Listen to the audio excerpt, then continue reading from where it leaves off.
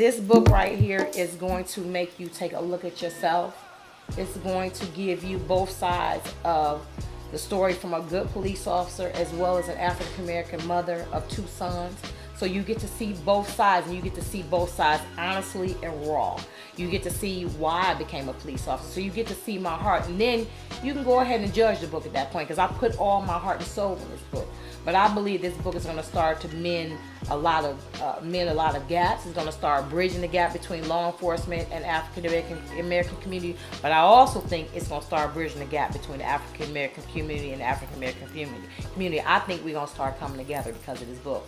It's going. I'm telling you, I know it is. I think that this is a good read, and you can even, you know it, you can let your children read this book. Now, colorism is very prevalent still in the black community, and I see that you mentioned you had to deal with those issues. How did that make you feel? Because the amazing thing about the book is that, and I don't use this too often, is that it seems like you're predestined to be in this situation, because on the surface you can look at, well, I'm divided between the police and the community, but you are divided between light skin, dark skin, wanted to help the community, wanted to be a police officer. It's like the division has been there since you've been wanting to protect. And you wanted to protect at that young age, and even then you weren't accepted. Just like now you're a police and you want to protect, but you're not accepted. How do you deal with that? It's hard. It's real hard. You just have to be. I have to make sure that I'm always comfortable with who I am. I have to always remember, what are my morals? What do I stand by? Because if you don't stand on your morals, and also I believe a higher power. Some people call him Allah. People call him Jehovah. Some people call him God. Some people call him Jesus. You know, everybody has a different name for him, but I believe in God. So for me, when I have people pulling on me or speaking negative into my life, I have to go and grab that spiritual strength, or I would have to connect with you because you're positive and you feed me positivity, so you keep my energy up. So I think because of the way I grew up, and because I know God, and because I have integrity, and because I have a heart for people, it hasn't broken me. If I did not have those things in my life, it probably would have had me out here lost. I would be asleep. I wouldn't know who I was, because I would be trying to please the dark-skinned females or males that I don't fit in with because they feel like I had it better than them. I would be trying to please all the police officers, bad or good, because I would feel like I want to fit in. I would be trying to please everybody, which means that you would never see who Nakaya is.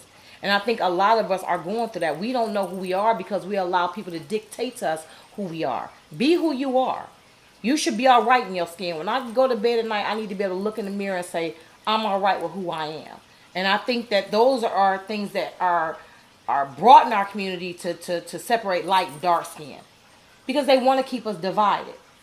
You get what I'm saying? It's a divide. It's smart. I'm telling you, you keep us divided, we will never ever be strong enough to fight some of the situations that we should be fighting together and winning. I feel very pessimistic about the future in a certain aspect.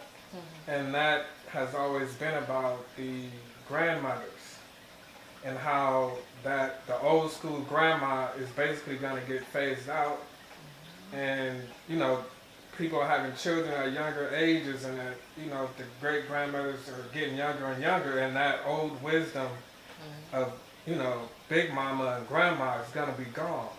And you said you felt protected when your great grandmother looked at you. Can you explain that?